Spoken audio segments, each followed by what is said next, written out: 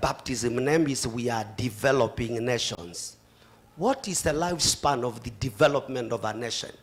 Ni lini tutaitwa developed? From continuous present tense that we are developing. And what are the index marks of a developed nation? When does a democracy become mature?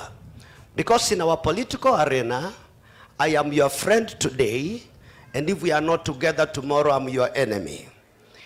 In the developed nations, if we compete together and I beat you, tomorrow you wake up to call me your president. Haufai kusema kura ziliibiwa. Huku kwetu kila mtu akiiba yule anaiba zaidi, analaumiwa na mwenzake. So when are we going to mature our democracy to respect the virtues and the values of democracy? Those who have the knowledge, when are we going to develop? What calendar do we follow to be mature, to be called a developed nation? And I want to post that the same way in respect to us and the public forums.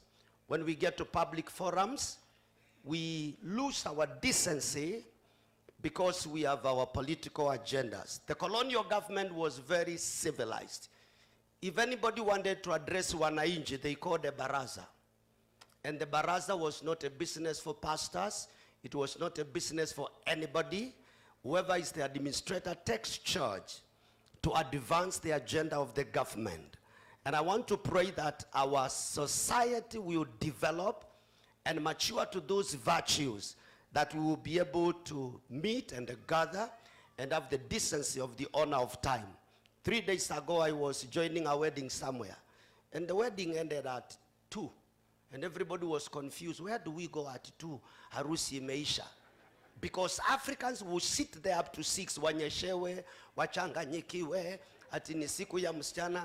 We need to stop this and mature to a value system as a society where we can honor people's times and the programs and the events and respect what we do. With that, allow me at this juncture be a bit biased, because I know what the protocols would dictate. I have told you I know a bit of governance. I studied government and public administration. And at this juncture, I'm going to request our host member of parliament, our brother to come, Mule, Honorable Mule.